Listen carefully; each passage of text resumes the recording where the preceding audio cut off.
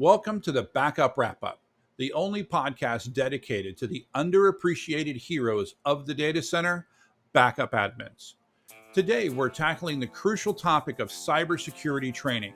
In an age where cyber threats are constantly evolving, it's more important than ever to keep your team informed and prepared. We'll explore the essentials of effective cybersecurity training, from creating comprehensive policies to implementing engaging, frequent training sessions. You'll learn why rewarding vigilance beats punishing mistakes, and how to foster a security-aware culture in your organization. Let's keep those backups safe. By the way, if you don't know who I am, I'm W. Curtis Preston, aka Mr. Backup. And I've been passionate about this topic, that's backup, recovery, DR, for over 30 years, ever since I had to tell my boss that we had no backups of the production database we had just lost. I don't want that to happen to you, and that's why I do this. On this podcast, we turn those unappreciated backup admins into cyber recovery heroes. This is the Backup Wrap Up.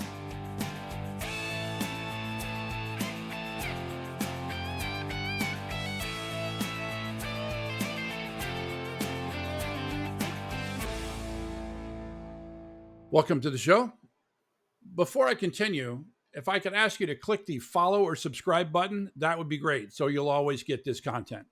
Hi, I'm W. Curtis Preston, aka Mr. Backup, and with me, I have my new office chair comfortability consultant, Prasanna Malaiyandi. How's it going, Prasanna? I'm a little worried.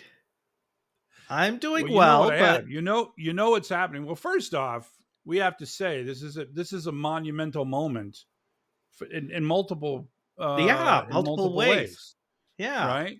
So I am sitting here in my new home office, not quite 100% put together. I have my shelf behind me, not quite. It's not. If you look closely, if you have a high def, there's no screw in that little screw hole.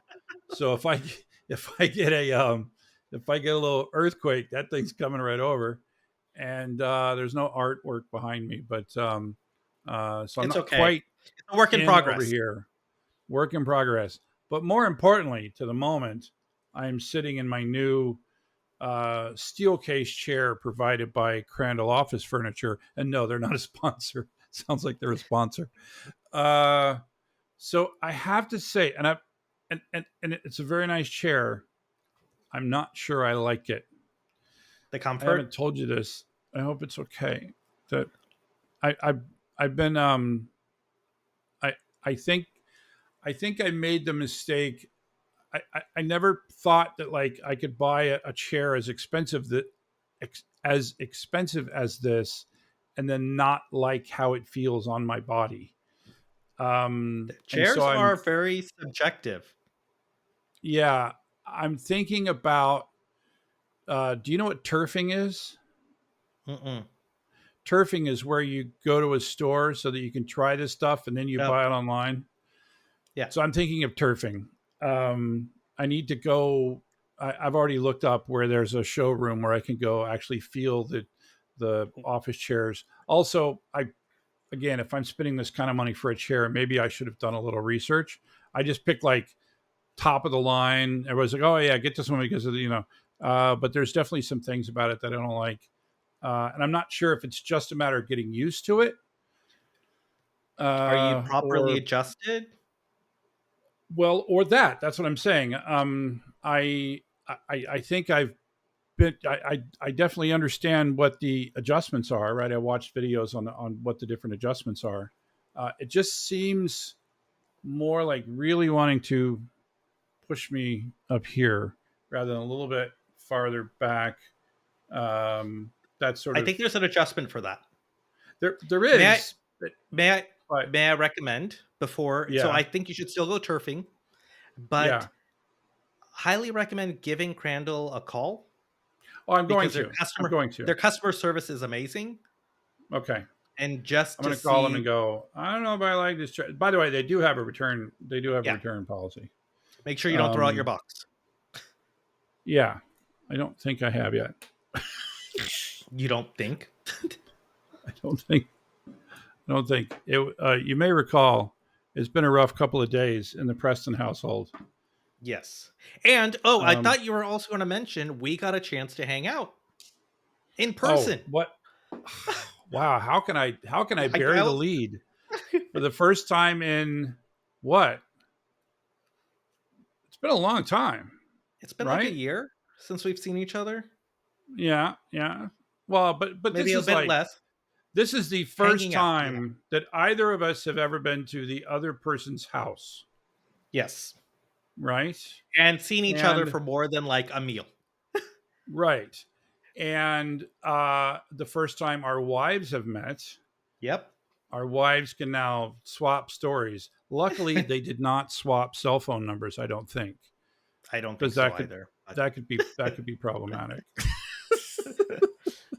ah, But no, yes. it was very cool to have you down here and to host you and drive you around and show you all the No, cool, well, not many of the cool San Diego things. What what do you think was the highlight? the brisket. The I just had a piece of that brisket I just a was few minutes salivating. ago. The brisket was amazing. I also did like Balboa Park and the organ concert. That was pretty awesome. Yeah, very unique situation, right? The world's largest outdoor instrument. Yeah. Period. I thought it was just the world's largest outdoor pipe organ, but they call it the world's largest outdoor instrument. So I was talking to a colleague earlier this morning, telling her about my trip, and she was saying that she thinks that the largest indoor organ is in Philadelphia Hmm. at a Macy's. Oh, really? Yeah.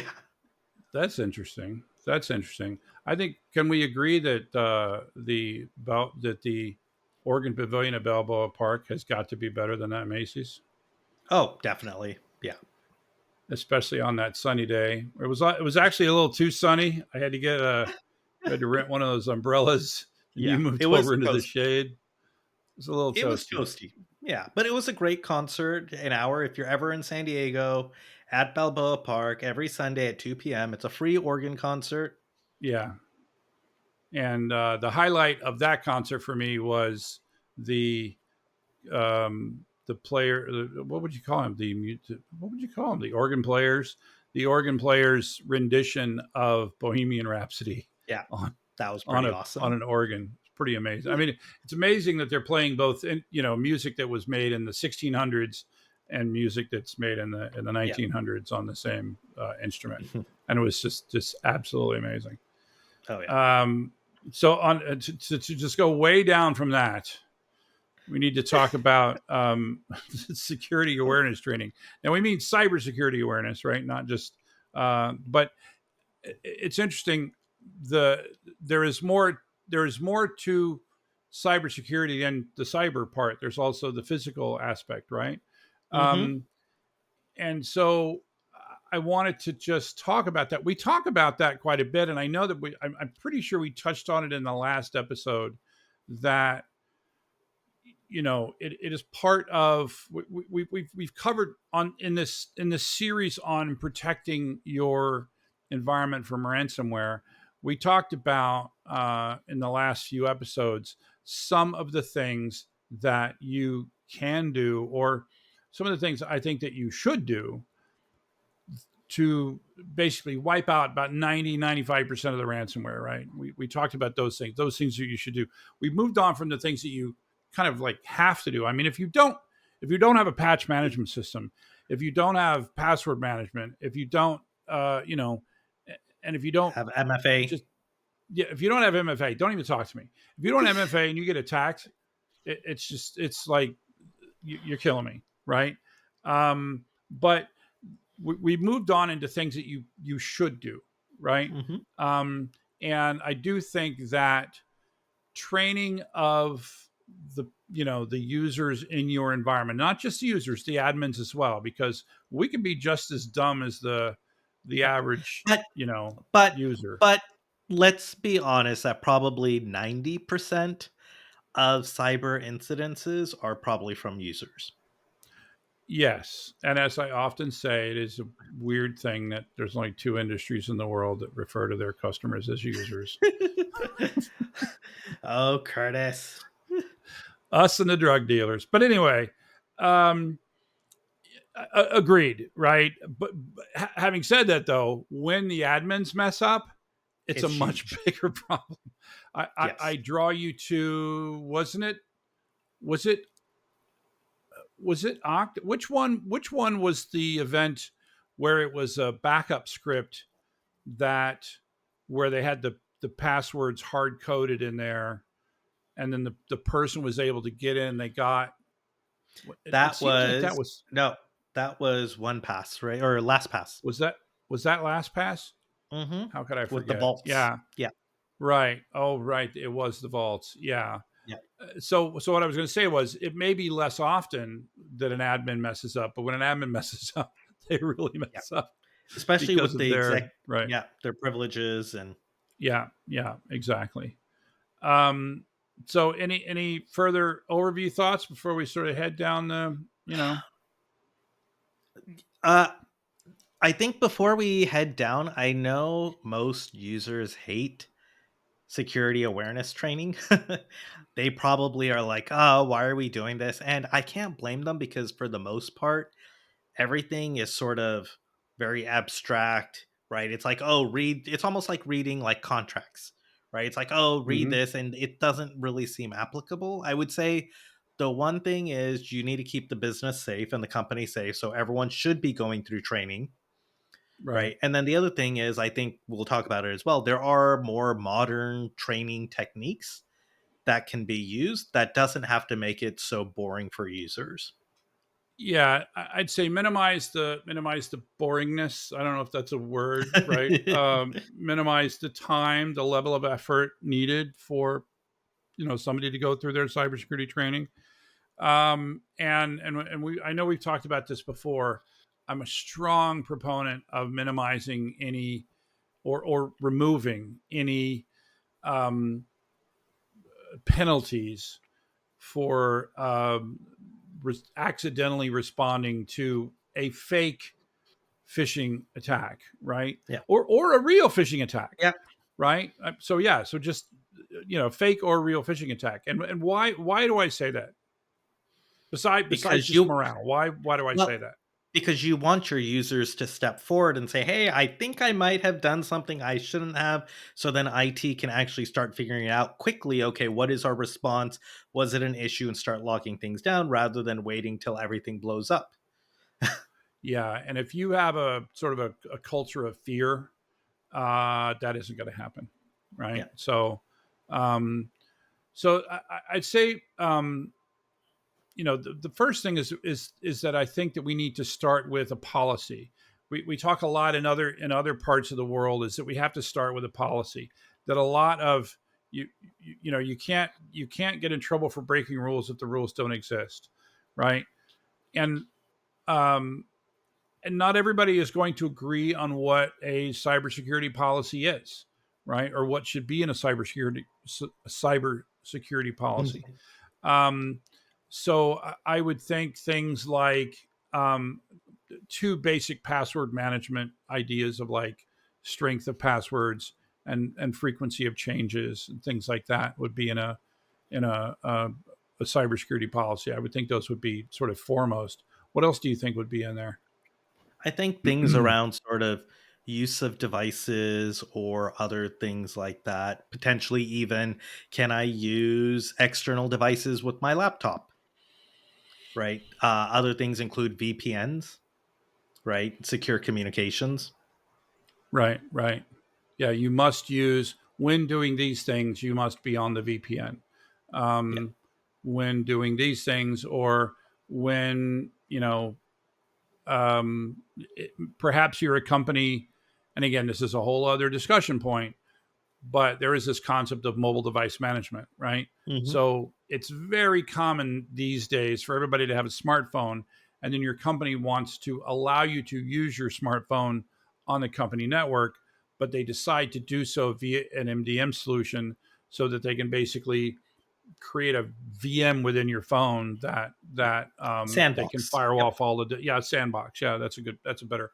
They can create a sandbox within your phone so that number one, the corporate data doesn't get spread out to the other parts of your phone, and number two, if and when you part ways, boom, and that stuff goes away, right? So again, that starts with a policy of like if you're using corporate, resources, you need to use our MDM solution, whatever it is, if Yep. that's your policy.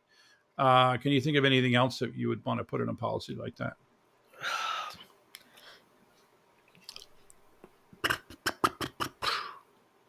I got a good one. What? You have to go to training. Oh, yeah. And it has to be within a certain amount of time, otherwise you lose Right. access to Right. resources. Yeah. Whatever you decide it, I would suggest smaller increments of training or smaller amounts of training over shorter periods of time. Right. Yep. 5 minutes a week, 15 minutes a month, something like that. Whatever it is, it's something that's. I think that the frequency of cyber awareness training is possibly more important than the intensity and Yeah. the value. Just continually reminding your users that um, you know that there are bad people out there that are trying to steal everything we have and in our company as we know it.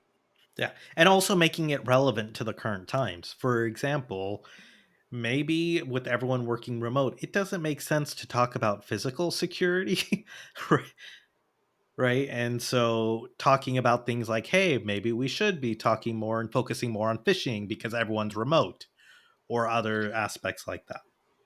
Right. What sort of goes into the next thing was that if you're going to be doing cyber awareness training, or I'm sorry, if you're going to be doing security awareness training, you want to make sure that it relates to the people that are that work for you. And if, like you said, if it's 100% remote workforce, you don't necessarily want to focus so much on. Well, so let me argue with you. You want to focus on one element of physical security. What would that be? Watching people looking over your shoulder at your laptop screen. uh, no, you're a remote. Well, okay, yeah, I guess if you're at a Yeah. Starbucks, yes. Physical So what I was security going to of say, your devices. physical security of your devices, right? Yeah. A surprising number. I saw a statistic just a little while ago as I was researching for this episode. A significantly high percentage of breaches are due to stolen devices. Yeah. I So remember a prior employer, I'm not going to say which one. They had their payroll stuff on a laptop in an employee's car and they lost the laptop. Yeah. That was not good. oopsies. Yeah. Oopsies. Yeah. And so, yeah. So, by the way, back to the policy, right? Um, Policy. If you're going to use your device on our network, your device needs to have a password. Your device needs to, we strongly Encrypted. suggest the following security protocols on your, yeah. Full disk encryption on a laptop is a very good idea. Exactly. I was thinking more like a smart device, right? Because it's Okay. very easy to configure your smartphone in a very insecure way. And if that That's true. smartphone, especially if you're not forcing an MDM solution, Yeah. right? Like my, right now, if once I'm in my phone, there's very little security inside, right? Yeah. Outlook's there. I'm right in Outlook, right? I click on Outlook, and next thing I know, I'm in OneDrive, right? So I need to have strong security on the front end. Yeah. And most Yeah, companies, right, they'll say, hey, if you want to use Outlook or whatever else, it requires a 6-digit device passcode or something else yeah, like that to yeah, protect the phone. right, right. Um, so we talked about doing regular security awareness training. Um, what kinds of things would you train the customers on? Users. Uh, so Yeah, I would. So what sort of thing? So I think the top thing to train them on is phishing. I was going to say that's the top 6 things to train them on. It's true. It's Yeah, like the there's it's like the 3 rules of real estate, right? Like location, location, between, location. yeah, exactly, right. It's like phishing, phishing and password security, right? Because I don't know if it's like 50-50, but I actually think that stolen credentials is the most common, right? And then so But phishing, yeah, but go ahead. but I think stolen credentials Are you not could usually from put the end user. Sorry, I well, didn't mean to. it's also I didn't mean to no, finish no, the no. sentence for you. No, no, no. It's probably not from the end user, but it's also that with password policies requiring sort of changing it periodically, having in place certain criteria, I think it's helps reduce the risk of like credential stuffing for corporate end users. I do agree for like admins and system level, like root accounts and things like that. You do need that ability. I was thinking more phishing because it's harder to protect against phishing, I would say, than the password management aspects. Agreed, right? Phishing is, especially when we look at things like spear phishing, right? The thing about phishing, I think, the this is what I was referring to when I was saying that I think the frequency of the training is even more important than the quality of the training. Is that you just want to continually, always in your head, every time you look at, before you click on anything, Yeah, before you click on anything, right? It doesn't matter who it's from, even, right? yeah, Before you click on anything, you hover over that thing, and then you see. Now, as soon as I say that, by the way, there are attacks that can actually do things when you hover, yeah, without even clicking on it. But um, we got to or stop what we can stop. yeah, Right? or asking yourself, is this something I expected? Right. Is this something I expected? Does this URL match? Yeah, Is it got that sense of urgency? That's the big one, right? yeah, Is it got this sense of urgency? Am I being asked to do something out of the norm? I think that's a really big one. Am yeah, I being asked to do something out of the norm? And a great example of that, I don't remember which of our previous experts came on. And by the way, if you haven't listened, few at this point, it's like 4 or 5 episodes ago, either the red team or the blue team folks, um, that there was the story of the boss that sent, or the employee that got an email from, allegedly, yeah, from the boss asking him to do a big transfer, and it wasn't the boss, right? yeah, And they didn't, they followed up. They made sure that it was the boss, but they used the same channel yeah, to reply, right? They used email. Is this really you? Yes, it's really me. yeah. Instead of like going Well, through some other channel, right? yeah. And I know we're talking about phishing, but what's even scarier are some of the deep fakes that are being used. I don't know if you heard about someone who had created a video conferencing meeting and pretended to be the CFO and asked for the funds to be wired. And the person wired it, and it was millions of dollars. I think it was like $22 million or something. Yeah, I do remember that one. Yeah, that's only going to get more common. Yeah, And again, you establish policy, right? We don't yeah. do wire transfers except under these circumstances. And it's Or like, and verified and through you, a alternate channel. yeah, yeah. Like, it's like, I would think that it would be perfectly reasonable to establish a rule that says we never do wire transfers except under these circumstances, right? It's going to be like, if we're remote, it's more challenging. Yeah, The more remote you are, the more hackable you are. But it would, in many cases, it would be very possible to say we will never do a wire transfer without a face to face meeting, a new yeah. wire transfer, right? To a new merchant. And yeah, and you can establish things like a keyword, right? Yeah, That is basically it's a shared secret. It's better. It falls into the better than nothing category, right? But that's something we're going to have to do in this world of deep fakes, where you live in a world where you can definitely get a phone call at this point. Yep. You can definitely get. I mean, you and me, our voices are out there. There's plenty enough software that would mimic our voices, and so there's that going on, right? So you just I think this is why what we're talking about is security awareness, making people aware that these things exist, making people understand that just because you got a phone call from somebody that sounds like your boss doesn't mean that your boss is calling you. It Yeah. could very well be somebody sitting there typing at a keyboard with Generating the responses voice.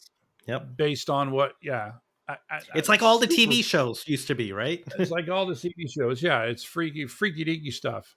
Um, yeah, I think fishing, fishing, like I said, fishing, um, and because that is going to be the number one way that I think a typical attacker is going to get in, and then you doubly train that with for anyone with a an elevated account, right? Yeah. I would also say another common thing, and I think that this happened with OBS a while ago, right? Where Mm-hmm. someone hijacked Google search results.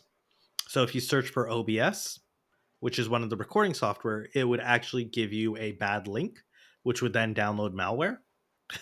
So make sure you train your users on how to use search results as well. Don't always expect phishing to be by email, right? Also make sure that you are being responsible with results that come from the web or any other untrusted source. Right, exactly. So let's talk about some of the resources that we can use. There are a lot of resources online. I mean, if you just type free security awareness training, you will get a plethora of things. There's stuff from the FTC. There's a Center for Internet Security. The NIST Yep. has a list of a bunch of either free or low cost training.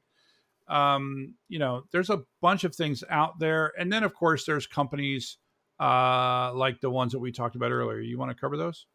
Yeah, so there's companies that do not only training, so videos and interactive things, but also test you along the way. So they generate fake phishing emails, testing your knowledge and are like, hey, can you identify a phishing attack or not?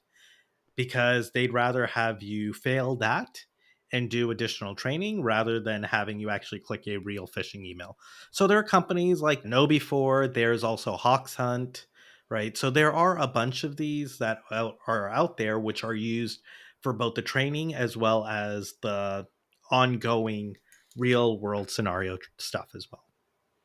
Yeah, and I like that. I like the idea of ongoing training and ongoing testing. And again, I'm going to reiterate this: it's ongoing testing without penalty, right? You do the opposite. It's There's way no better scarlet carrot for letter on stick. you. There's no scar. There's a big C for click. I clicked. I clicked on the thing I was supposed to click on. Um, you reward the people who report that. That's how you can really do it, right?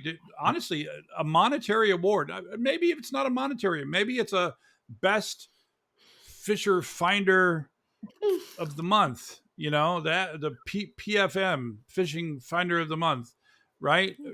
Recognize people who consistently recognize phishing attacks and then report them to the appropriate authorities, right? Don't do the opposite. I'm thinking all the way back to there was my first the company. I can bag on them because they don't exist anymore as a company. This Yeah. was MBNA. A few of you listening, I know actually know me from my MBNA days, which was entire century Long ago, time ago. Yeah. long time ago. And I was in the IT department, and when you're in the IT department, you were actually the only way they could pay you good enough is they made you an officer of the bank. And when they made you an officer of the bank, you were subject to this monthly thing that we had to do, which was you had to do you had to sit on the phones for customer support for 4 hours a month and answer. We were a credit card company. Answer tech support calls from regular Joe with a credit card out there standing at the street corner, can't figure out how to make a credit card purchase, right? And that was like an amazing decision. There were a couple things they did that were really good. And take from this what you want, and then I'll tell you the part that was really bad. One is it was an amazing way to connect all management, all upper level employees with the customer. Their Yep. phrase was, think of yourself as a customer. Um, and the so that was great. This other thing that they did was they evaluated every department. They created standards for every department, and they were metrics that that were followed and calculated, and they then put a batch of money into they put they put money into a fund that got paid out as a bonus at the end of every Mm. quarter. And the amount of money that got put in for your department, it was a bonus for everybody, but every department contributed to the budget based on how The metric. well they met their metric of the month. And Mm. so, for example, I was IT, ours was uptime, right? Yeah. And so as long as we were 100% uptime, everything's fine. But if we had downtime and then we were like, 97% for the month, everybody hates us because Eh, because you're not they're contributing. losing money. Yeah. Yeah, yeah. So that I thought was actually, there's a little bit of a lot of carrot, a little bit of stick. But here's the thing that they did that was absolutely horrible. If you if you got behind on your it was called a tax duty. I don't telephone access customer support, TACS tax. Eh, If you got behind on your tax duty, you went on a spreadsheet. You an email would come out. If you were a habitual, and I'm likening this to the cybersecurity Yeah. training. If you were a habitual um, Delinquent. delinquent, exactly. There was this fishbowl that everybody walked down. There's a hall and long glass thing, and that's where the customer The list support would people be. sat. They would those who were habitual tax delinquents were made dunce caps, right? Oh Big tall dunce caps, no. and and it put tax dunce on the dunce cap, and then you had to sit there and make up your time. By the way, it was like taxes. Death and taxes was like Yeah, that. yeah. You never got behind. If you got behind, you pretty much worked for the customer support department until you were, caught Oh up. my It was gosh. much more stick than carrot. Yeah. That's not what we want here, right? We don't want to be hanging out. We don't want to be the list of the top 4 bad clickers of the week. We don't want that. We don't want people getting yelled at by their bosses because they clicked. Now, obviously, if you are a continual bad clicker, you just can't seem to get it. Perhaps you need some additional training, and if then Yeah. that person needs to just honestly be let go, Yeah. right? But the average everyday person that occasionally clicks on a bad link, it does not need to be reprimanded, Yeah. right? They need to be rewarded when they don't, and when they correctly identify something as phishing. And I feel really strongly about that because of what you said earlier. What you want is you want that person to, um, when they screw up for real, you want them to immediately contact. I think I just clicked on a bad link, Yeah. and to have you and to have them hope. No, it was a Nothing fake bad happened. link. You're all Yeah. right. You're all right. It's a fake bad link. You're okay. Or if it's not a fake bad link, then let the cyber team go to work on Yeah. and look at whatever it is you just basically firewall off your thing. And I got up on a soapbox there for a few minutes. I No, apologize. that's okay. I know you feel strongly about this subject, and I think it's harder to get the average user to understand security. And so if you keep beating them with the stick, they're not going to be willing to step up when things go wrong, right? That's the wrong approach. Agreed. So, Agreed. Yeah. so Go ahead. one thing I did want to talk about is I know we talked about policies earlier Hmm. for security, but I think another thing is making sure your policies that you're actually following the policies, All right. right? Sometimes you do have those policies like, hey, make sure you are rotating passwords or other things, but don't exclude people from those because those policies are created for a reason. The reason I bring this up is I don't know if you heard about this recent healthcare hack that happened about in April, but there was a healthcare chain in Pennsylvania that lost the records of something like 1 million patients. And it turns out what ended up happening was an employee for their IT provider, who they had outsourced to a Microsoft subsidiary, had fired an employee and had not removed their access. And so the employee then broke into this healthcare provider and stole the records of 1 million patients because they Maybe we did should not add follow that. their policy. Maybe we should add that to the list of like three things: a departing employee Yeah. policy. Yeah. Yeah. Because that is important, right? And so you have to follow your Yeah. policies. It's funny. One of my favorite stories, and I know I know you've heard me tell because Mhm. you've referenced it, was the bank that I worked for realizing that it didn't have a departing employee policy. Yeah. Well, its departing employee policy was delete you out of the password file. That was easy, right? What it didn't have was it didn't have a policy of getting rid of that user's data, Yeah. right? And it was that step that caused all the thing. Which, and for those that haven't heard it, a good friend of mine was hired as a consultant, and she was told go through the it was like home one Curtis, right? And then look in the password file. Is there a username? I'm at home one Curtis. Is there a password named Curtis? Great. Go on to the next Yeah. directory.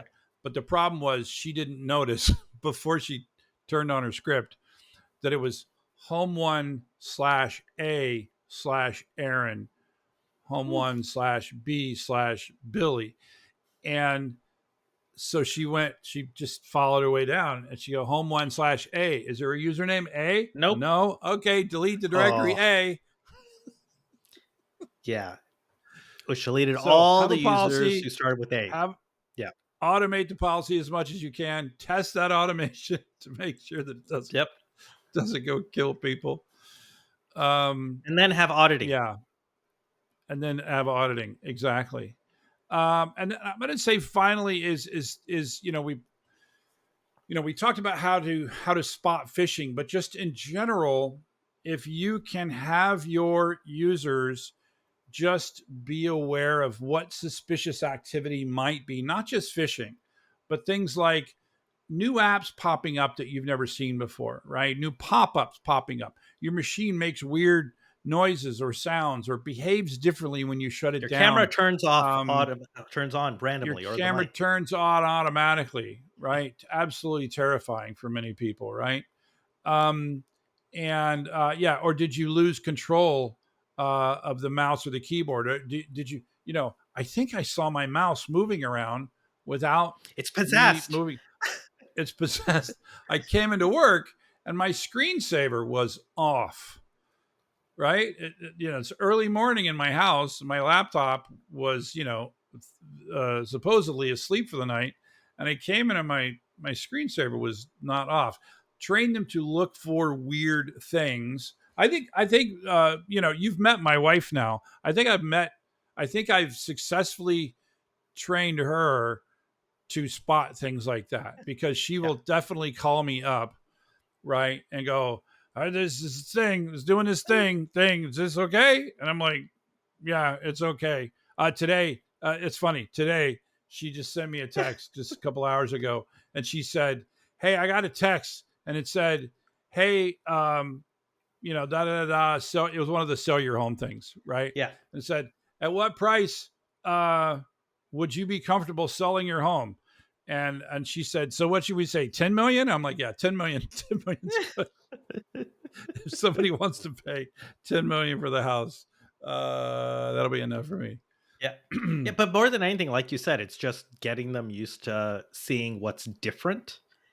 And it's okay. Like, I do the same thing with my dad. He'll be like, hey, is this email legit? And I'm like, no, it's spam. But I'm okay with the fact that he's asking, is this Right, okay right. or not? Rather than just trying to figure it out on his own. Yeah, exactly.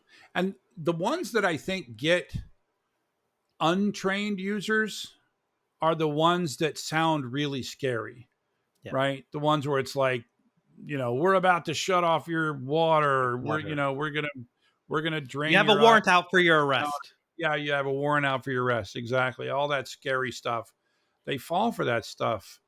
And it's like, that's not how the IRS works, man. Yeah.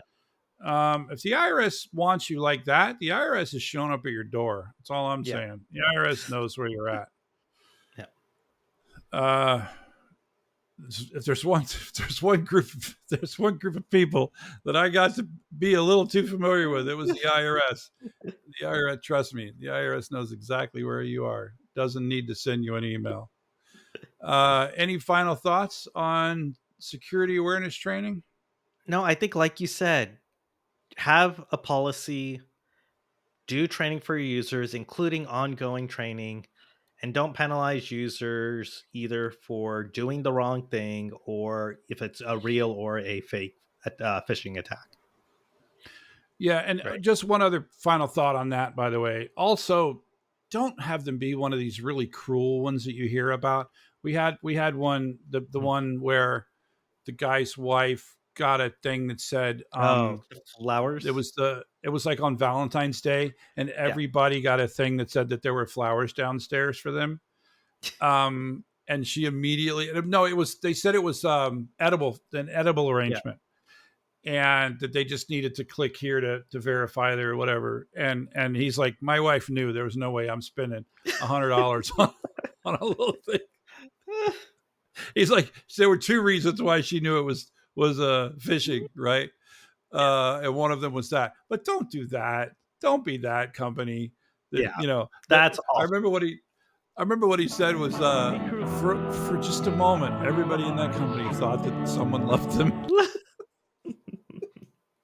Don't be that person. Yeah. Yeah, don't be cruel.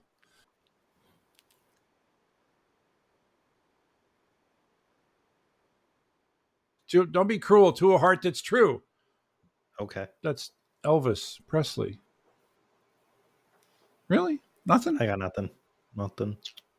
Don't be cruel to a heart that's true. It's your employee that loves you very much. Well, maybe a little bit. Don't be mean to him. That's all I'm saying.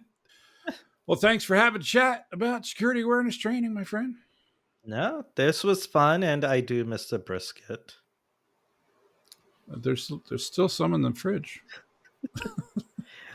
Can you sort of send it this way virtually? I'll fax you a picture.